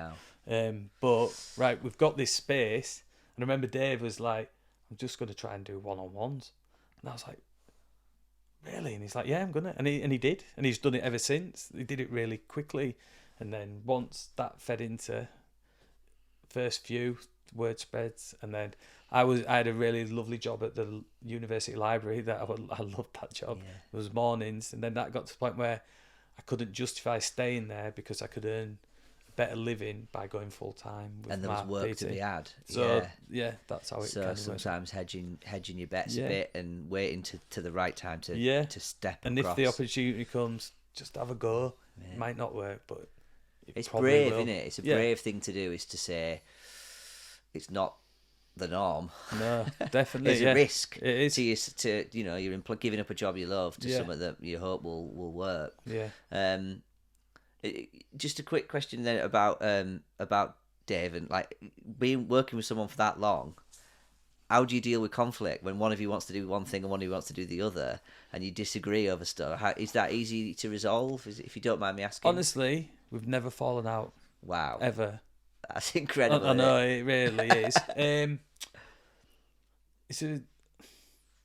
So the stuff that Dave is really strong at, driving it forward, training the fighters, and like inspiring people and being the figurehead of the gym, which he has been for a long time, he's really good at. Yeah. The stuff that I'm good at, like supporting people, building relationships behind the scenes, a lot of that, Dave's not interested in that. Yeah. Whereas I know I can't lead a full fight team. It's not my strength. So it kind of just works. And so if Dave wants to say, mate, I want to do this, how will we do it? And I'll go, like, why don't we do it like this? And he'll go, right. And I'll go, mate, I really want to do something along the lines of working with them type of people. It'd be like, just do it. Yeah. So supporting each other, but from different perspectives. Yeah. I don't. It's like, if you met amazing us, partnership. Yeah, it really is. And it, like, say, to meet us separately, you'd be like, well, that's a funny partnership, but it just works for us. How cool, man! And has done, yeah. Thank you. Question 2: what advice would you give someone who feels like their self-limiting beliefs are holding back from their full potential? So if someone is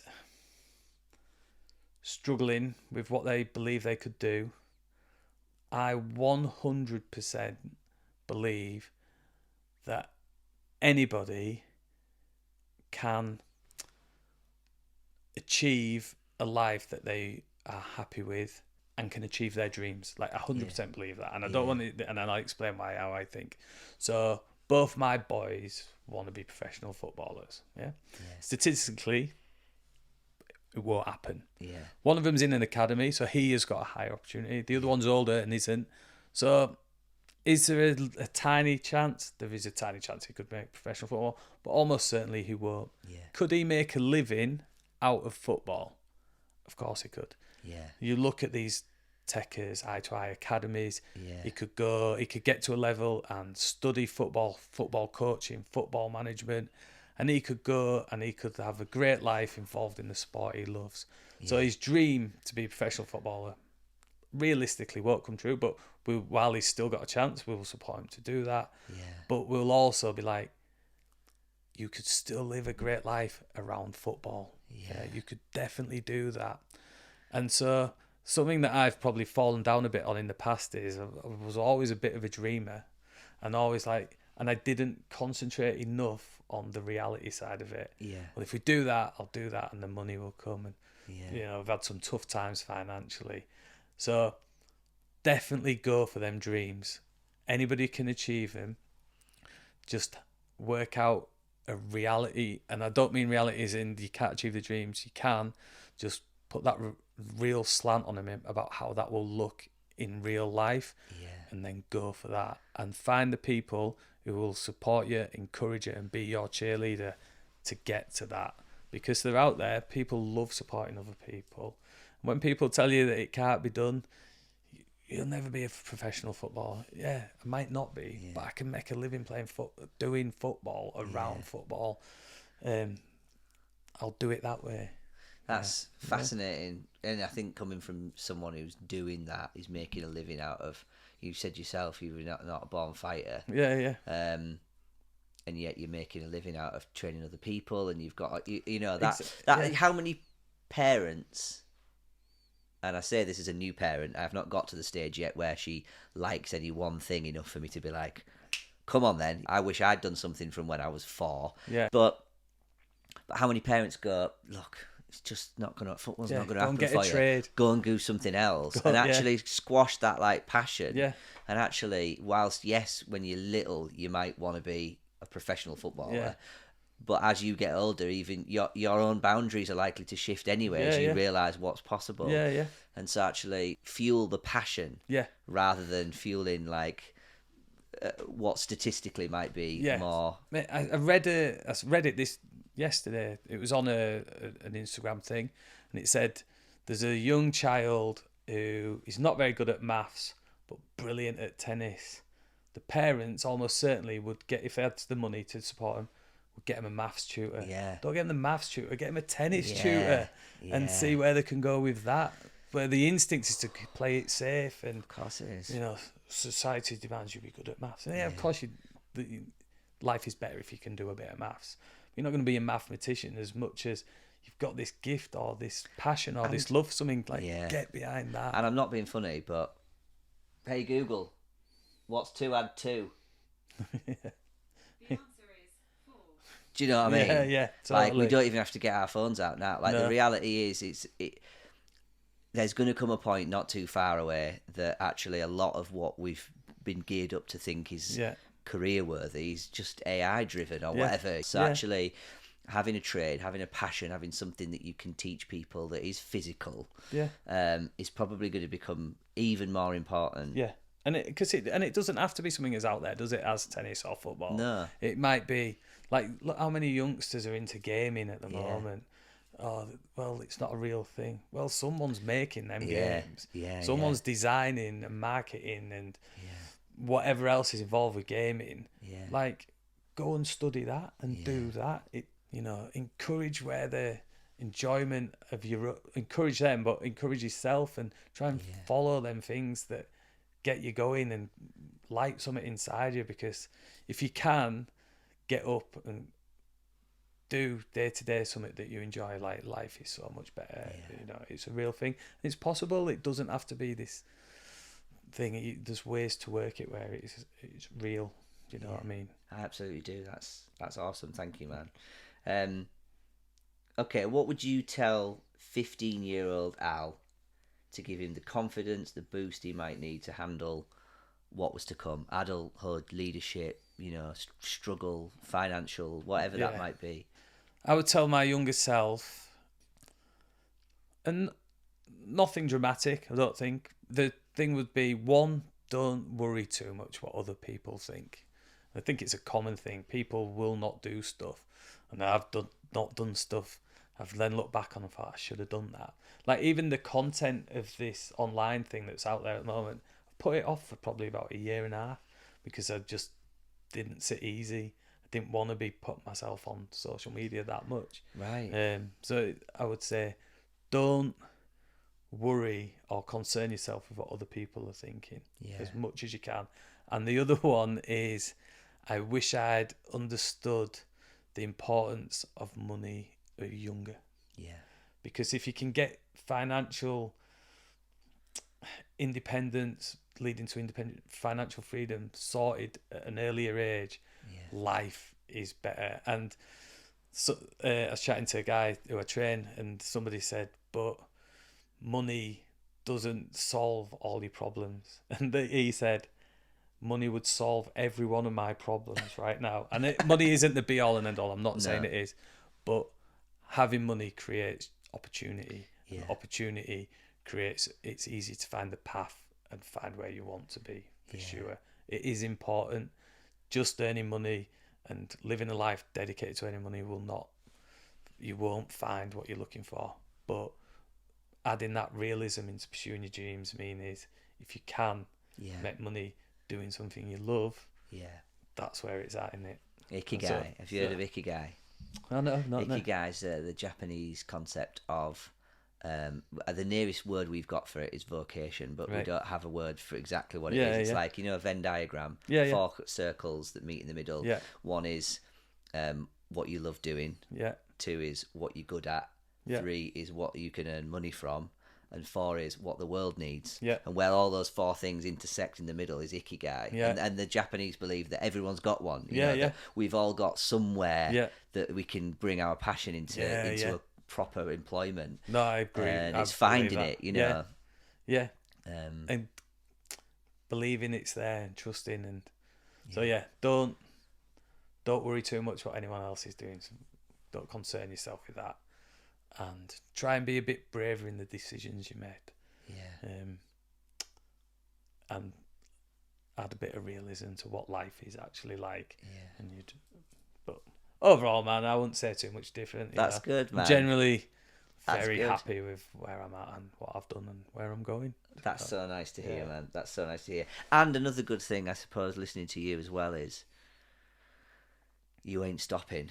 Like I imagined that by the time I was in my 50s, I'd be winding it up. Like my idea was always in my mind was like, whatever it is that I'm doing, I'm supposed to earn as much money as I can as soon as possible, and then retire and then jet off somewhere, or just retire into my mansion. Like there's just that idea that you kind of taught. I suppose it's that kind of constant progress thing when you're a kid. Like you've got to do your exams for uni, and you've got to go to uni to get the job. You just imagine that it's just this constant upward spiral, whereas like it doesn't look like you're slowing down at all. No, and I don't. I don't feel I want to slow down. I just feel I want to be a bit. No, I do want to keep pushing and progressing and stuff like that. Maybe just not as many hours of it. But I don't envisage retiring. I have this little dream of like the gym's running itself. Me and Dave have stepped back completely. But we go to the shows. Watching the kids grow up, having the grandkids come through, but I'd really like to have still maybe do some grief counselling for someone. So I'm still, I feel I need it, me. Yeah, absolutely. I feel like I could easily just sit on my settee too much. And so, but I can imagine when you do as much as you do, there's always that like, I wouldn't mind to sit down. I wouldn't mind a couple of nights just watching TV. Like, do you know what I mean? Like, you must yearn for it somewhere in there. And I'll be honest, man, I go, if I can, I have a nap every day. Do you, And I'd literally I'll be out in about 5 seconds. I'll get home. If I've got half an hour, I'll set my alarm for 20 minutes and I'll sleep for 20 minutes. Wow. Most days. That's mad. That's a heavy workload, my friend. Yeah, but it's also...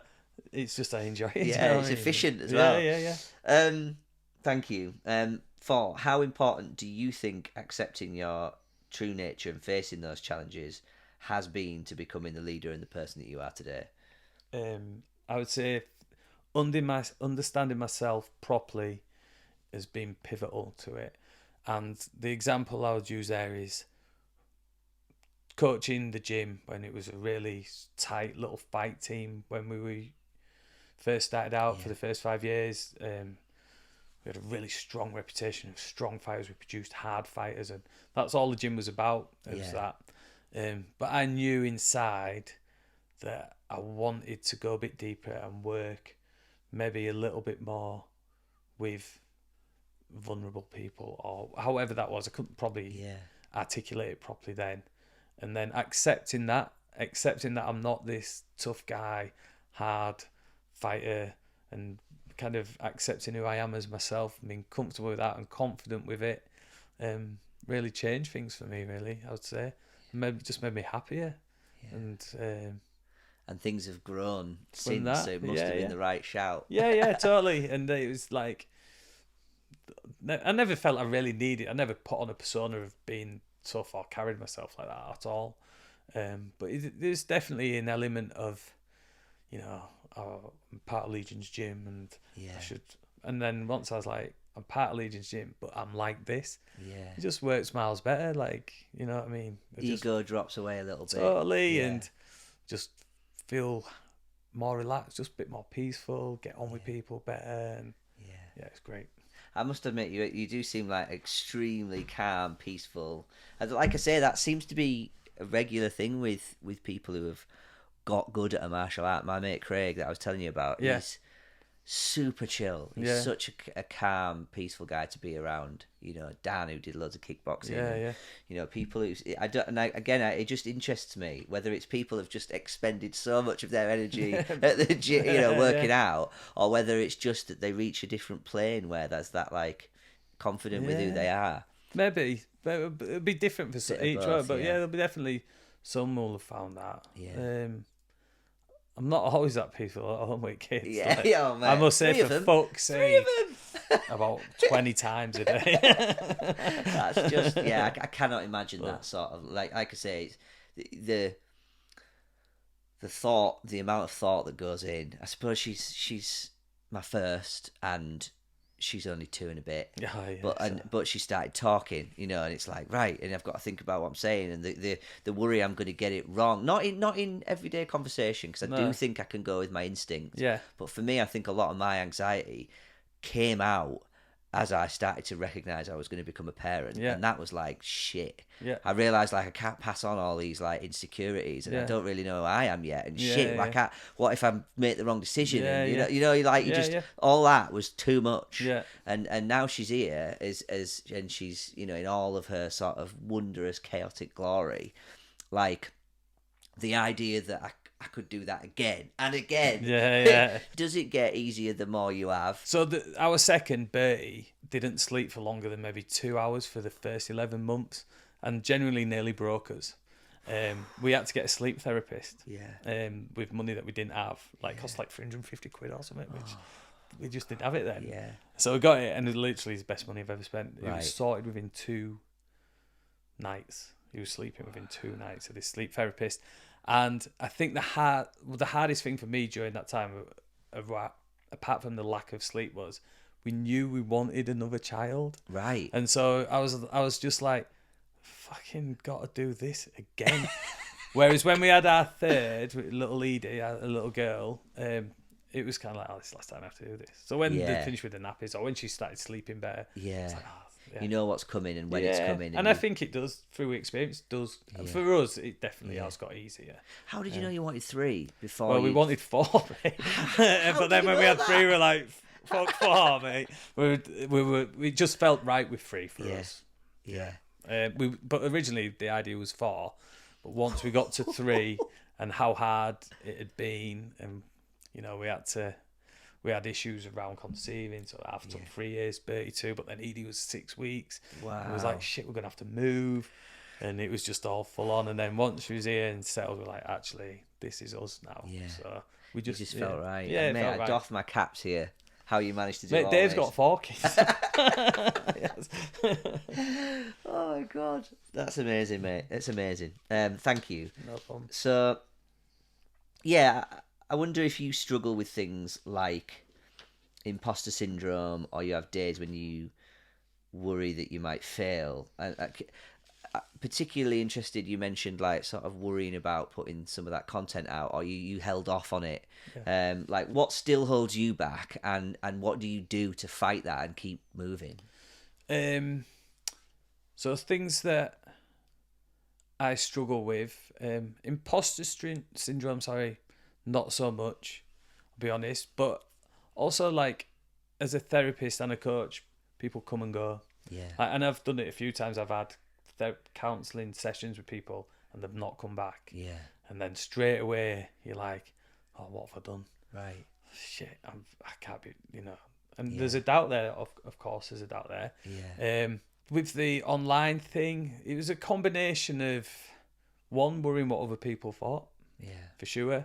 Like, I'm not saying there's still an aspect of that, much less. And now I've done it, I'm just not bothered. Yeah. And I think there's a bit of a little power in it, and people often do it in situations where they shouldn't, but should do it in situations where they should. Is just think, fuck it, let's do it. Yeah. Like I've said fuck it and then done stuff I shouldn't have done, like we all have. But you should do it with like stuff that scares you. Fuck it, right? Let's just go for it. And tied into that being older, the main thing I worry about, Sam, is I think it sometimes comes over that I've got it all together. Right. And in some ways it's expected because I am this, like a coach, a leader at the gym almost, a counsellor, therapist, family man, dad, older. Yeah. And I don't in a lot of things.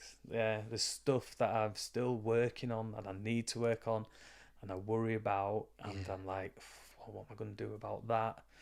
But I think over time, I've learned to trust myself that I probably am a good person and I will do my best, even if that always isn't. I don't do it all the time and there's things I've got wrong. But also I'm very lucky that I have a really strong support network of my wife, my kids, my family, so my mum and dad, my brothers, Dave, Ash, Tom, the guys at the gym, my clients. I've got a lot of people who are always there for me, support me and cheer me on and want the best for me and encourage me. And if I am struggling a bit, I can talk to them and I will talk to them and I'll talk out my fears and my doubts to people, and they will always be like, come on now, you've got this. I'm very fortunate to have that, and I'm very grateful for that as well, mixed with I've got a faith as well, and I kind of think, if I try and align myself with what I think is the right thing and I follow that and I work towards that, I suspect I'll be all right. That's such an amazing answer, mate, and it's so simple when you boil it down, but it makes so much sense. Know you're a good person. Yeah. Do your best. Surround yourself with people who support you and cheer you on. Yeah. And now and again say fuck it. Yeah. Sometimes you have do to, it. mate, don't you? Just fuck it, do it. And if it don't work, don't work. Done it. And it might not work. The online thing might not work. It might not cross over into.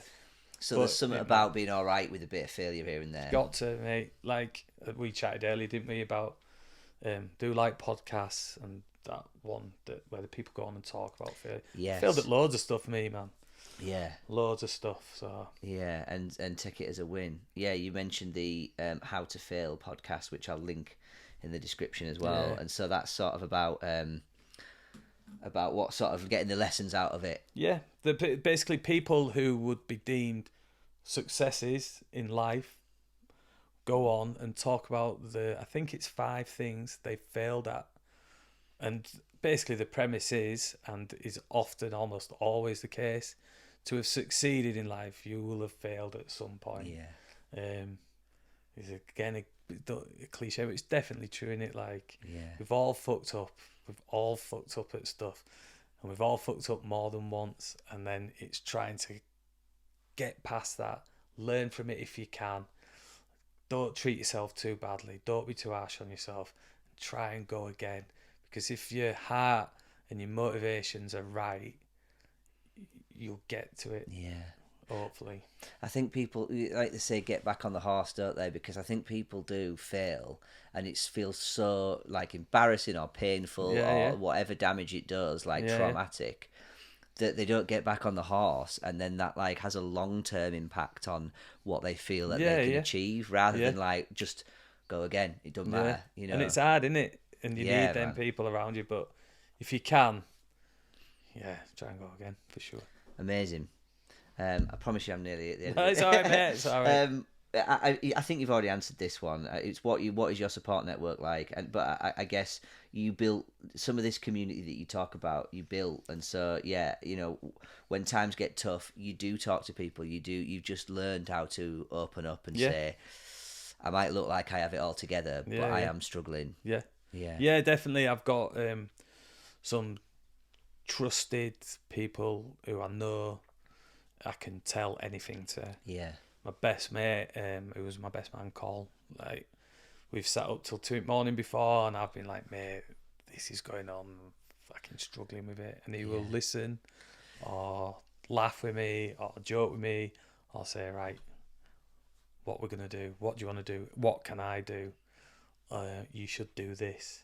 But if you don't worry. Yeah. You know what I mean? You're coaching each other through stuff. Yeah, and so I've got a lot of good people who love me, really. Yeah. And who I love, and I know I can trust, and I know they'll do what's best for me and help me. Even if I'm like I could go today and say, mate, I've done this, or this has happened. They go, all right, come on, let's do this. Yeah. And I'll be like, I'm such an idiot. Mate, let's fucking do this. It's parking that judgment again, isn't it? Yeah, just knowing it's a that big thing, isn't it? The people, if the people know who you are, then they're less likely to judge your behaviour or if you've messed up or whatever. Yeah. Because they know who you really are. Yeah. And I wonder how many blokes are missing that like support network, like that person. I'm lucky enough that I've got a few people as well that I can really, really tell how it feels. Yeah. But like, do some people who miss out on that, is that where they get to that crisis? Is that because they haven't said it to anybody and they've just held it all? Yeah. And so like finding that support network, and you know, Menfulness offers that to blokes in the city, hopefully one day much wider. Yeah. But it sounds like Legions and what you're doing offers that community to people of all ages, of all genders, of, you know, find that community. Yeah. And if you don't have it in your family, and you don't have it, they're out there. There's people out there. Yeah. And there's people who have found community with, like, say you guys who love being part of it, and they love to be able to support other people. Yeah. They've not had a community. They've found the community, and now they're like, come in here. It's fucking sound here. Yeah. And we'll look after you, and we're here for you. And yeah, it's important, man. That community thing is important, and it's hard. It might not come over, but like, I'm an introvert by nature, me, which is probably why I'm tired a lot of the time. Because I'm always with people. Yeah. And it takes my energy out, so I don't get energized from people. I get tired from people. Yeah. And so, being a part of that community can be tiring for me, but it's so worth it because of everything else that I get from it, for sure. Awesome, mate. Right, finally. Yeah. What's next? I think we've talked a little bit about this. But you know, what's happening with you, with Legions, with Headstrong? Like, where do you see yourself going? Mate, I'm really happy to just keep pushing what the things I'm doing now. Yeah. And I think my goals are to serve really the people at the gym, the people who I work with one-to-one, and possibly online. And I think it's coming to a point now with me where I'm looking to just, my goals are more lifestyle based, as in I'd like to work Monday, Tuesday in the gym, Wednesday at home, Thursday, Friday maybe in the gym, Saturday just in an hour, and the rest of the time is open for my family time. Or I'd like to read a bit more, maybe write a little bit possibly going forward. Someone suggested to me who I work with. But just be there and be in amongst it with these people who I work with, and help, I'll grow, they'll grow, and it'll all just, we'll get to these goals where I'm at. Like, I'm content with that. I think that's what I want to do. That's beautiful, my friend, genuinely. And I think that's a perfect time for us to wrap it up. If you think we've talked about everything that you want to talk about. So you've given us 2 songs. I know it's difficult to choose, but you've picked 2 bangers here. Yeah. So first song, happy song, Sometimes by Jerry Cinnamon. What does that mean to you? Why do you love that one so much? So that song to me, man, just reminds me of great times. Like, it's one that if we were friends, me and Bryony went to see Jerry Cinnamon. It's like, not our song as such, but Jerry Cinnamon went to the gig. It just makes me smile, it makes me tap my foot, it makes me play my air guitar.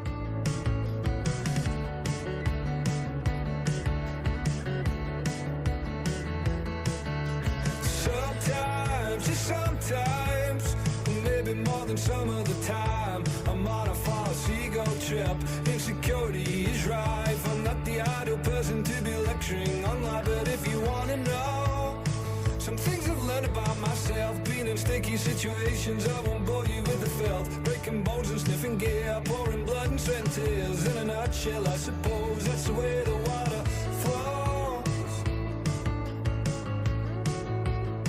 Yeah, that's the way the story goes.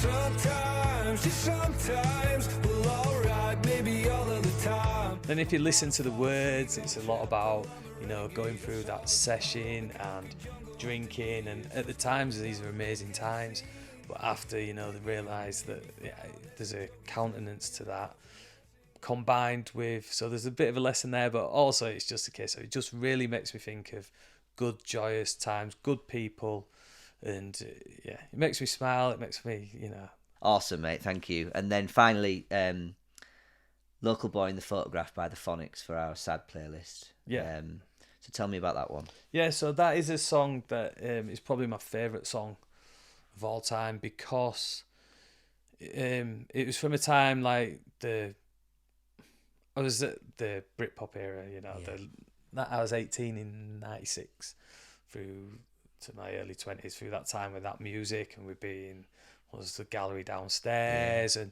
with good people. I worked in town in the pubs and made some great friends, and it was just a really, you don't have worries then. Well, I was just happy, but I was just like drinking with my mates a lot, training a bit, and just having a good time, enjoying no responsibilities and stuff. I had ideas where I wanted to go, and I worked in the pubs and became a really close friend with a lad called Matt.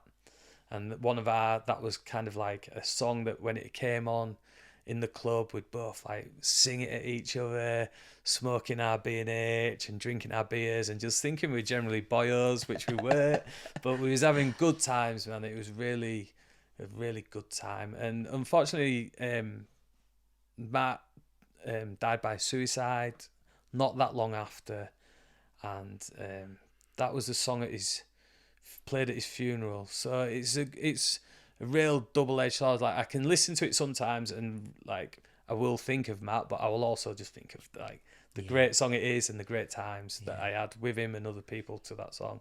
And then other times it'll maybe be a little bit more melancholy, and I'll have a little reflection of what it meant there around that loss, because it was tough. Yeah, man, I'm so sorry to hear that. And it's a story that's all too familiar.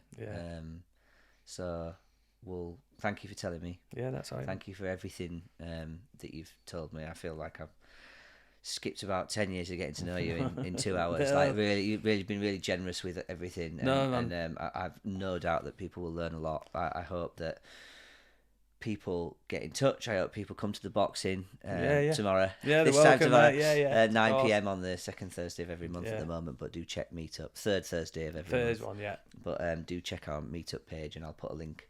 But I suppose, unless there's anything else. No, mate. Just to thank you really for giving me this opportunity, just to chat a bit about myself, and thank you for letting me be part of the Menfulness thing. It's a real privilege for me, actually, and I don't take the responsibility of it lightly, and I'll do my best for you boys for sure. It's an absolute honour, mate. Thank you. And we'll play you out to Local Boy in the Photograph, and this one's from that. Yeah. Cheers, man. brother. Thank you, man. All right.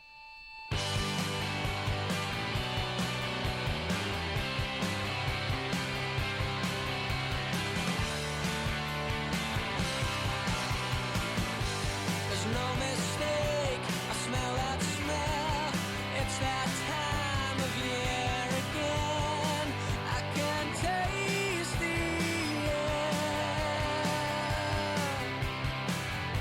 The clocks go back, railway track. Something blocks the line again, and the train runs in for the first time.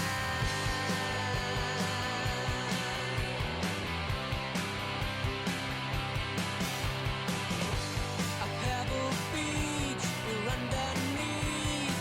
He had just been painted red, where I heard the news for the first time. And all the friends lay down the flowers, sit on the banks and drink for hours. Talk of the way they saw him last. Local boy